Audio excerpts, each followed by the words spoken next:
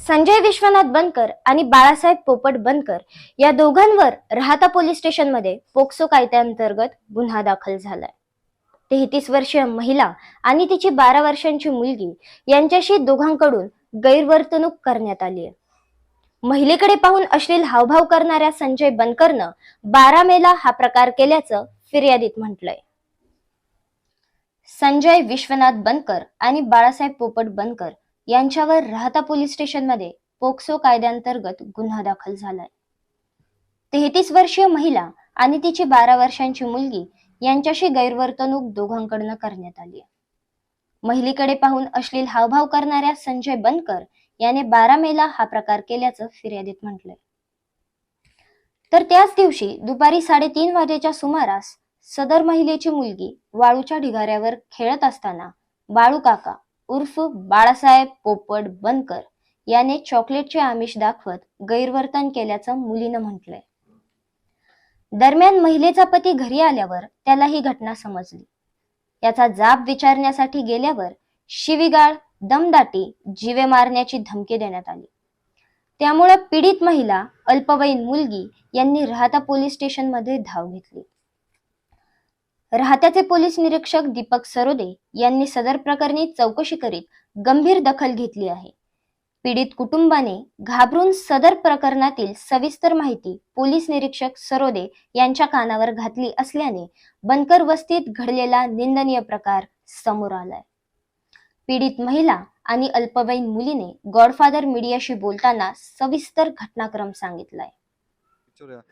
नेमकं बाळा तुझ्या बाबत काय झालं होतं? मी ना धनु काका त्यांच्या घरासमोर खेळत होते आणि ना तिथं बाळू काका आले आणि ते मला म्हणाले, त्याने मला चॉकलेट दिलं आणि मग ते मला म्हणाले की तुला छान दिसते आणि त्याने मला इथं गुदगुल्या केल्या आणि मग मी रडायला लागले तिथं आणि मला आहे ना खूप भीती वाटायला लागली आणि मी ना पप्पांचे तिथं कोणीच नव्हते। मग मी घरी गेल्यावर नंतर मी त्यांना सगळं सांगितलं। मग नंतरून सांगितलं मला खूप भीती वाटत होती। मला तिथं वस्तीवर सुद्धा राहिलाय ना ते भीती वाटत होती आणि तिथं ते दिसले तरी ना खूप भीती वाटायची त्यांची। तू कितवीला आहे बाळा? मी आता 7वीला गेले। तुझा अभ्यासात पण आता मन लागत नसेल अशी घटना घडल्यामुळे? हो, अभ्यासात सुद्धा मन लागत नाही, असं कुठं जाऊशी पण वाटत नाही घराच्या बाहेर। अल्पवयीन बालिकेबाबत काय अन्याय अत्याचाराची एक घटना घडली, तिने आता सांगितलं। तिची आई आपल्या बरोबर आहेत, आपण विचारूयात त्यांना नेमकं तुमच्या दीदीबाबत त्या दिवशी काय झालं? 3च्या सुमारामध्ये ती खेळत होती शेजारी, एक बंगल्याचं काम चालू, तिथं मुलं खेळत असतात नेहमी। तिथं शेजारचाच माणूस आहे बाळू म्हणून, आणि तिने माझ्या दीदीला बोलवलं, चॉकलेट दिलं आणि तिला म्हटलं तुला गोड दिसतीस, आणि तिला गुदगुल्या केल्या। ती खूप घाबरलेली होती आणि घरी पळत पळत आली आणि घरी येऊन रडायला लागली आणि मला हे सगळं सांगितलं। पण माझी तिथपर्यंत जायला हिंमत नाही झाली। त्याच्यानंतर माझी मालक घरी आल्यानंतर आम्ही त्यांना हे सगळं सांगितलं। त्याच्यानं सगळं सांगितलं। अशीच घटना एक माझ्यासोबत पण घडलेली आहे। त्याचा चुलता आहे संजय बनकर म्हणून, तो आमचं शेड आणि त्यांचा वावर शेजारीच आहे। जेव्हा आम्ही गायांना पाणी पाजायला गेलो किंवा चारा टाकायला गेलो तर आम्हाला मुद्दाम पाहून लगेच उभा राहतो, नेमकं आमच्याकडे तोंड करतो आणि आमचं धुण्याचं धुवायला सुद्धा मागूनच आहे। तिथं धुवायला गेला, भांडे घासायला गेलो तर तो असं लक्ष ठेवूनच असतो माणसाकडं आणि आम्हाला पाहून लगेच उभा राहतो लघवी करायला। तुम्हाला एकंदरीत मळ्यात राहायला भीती वाटते या प्रकारामुळं। एक घटना तुमच्या मुलीबाबत घडली, दुसरी घटना म्हणजे एकंदरीत भीतीचं वातावरण त्यांच्या शेजारी राहायला आम्हाला खूप भीती वाटते। आमचं घर एकंटी, तिथून घरी कोणी नसतं, आम्ही तिघचे, ते पण सारखे बाहेर असतात शेतीमध्ये काम करायला। रात्री पण कधी जावं लागतं, रात्री पण घरी नसते, पाणी भरायला वगैरे रात्रीचं जावं लागतं।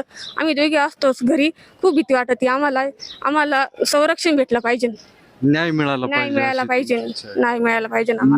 पाहिजे ही माफक अपेक्षा आहे। अल्पवयीन मुलीबाबत जर अशी घटना घडत असेल तर एक आई म्हणून ही माता देखील, ही आई देखील घाबरलेली आहे, कारण त्या कुटुंबातील जो कर्ता पुरुष आहे ते कामानिमित्त बाहेर असतात। शेती काम करतो आम्ही, रात्रीची पाणी भरायला जावं लागतं त्यांना बाहेर। आमचं इथून 5-6 किलोमीटर वावर आहे, तिकडे जातात लांब। त्याच्यामुळे आम्ही पटकन सुद्धा येऊ शकत नाही काही जर झालं तर घरी। एकदम माफक अपेक्षा आहे. कारण राहता शहराच्या आजूबाजूला अनेक मळे आहेत, त्या मळ्यांमध्ये बरीच कुटुंब राहतात. परंतु अशा पद्धतीने जर लहान अल्पवयीन मुली किंवा महिलांबाबत असे प्रकार जर घडत असतील तर मग मात्र कुटुंब व्यवस्था धोक्यात आली आहे की लहान मुलांचं देखील राहणं मुश्किल होतंय का, हा खरा मुद्दा आहे. गॉडफादर मीडियासाठी प्राध्यापक डॉक्टर जयंत गायकवाड, राहता. अशाच नवनवीन घटना, माहिती, बातम्यांसाठी godfather news channel subscribe, like, share, follow करायला विसरू नका.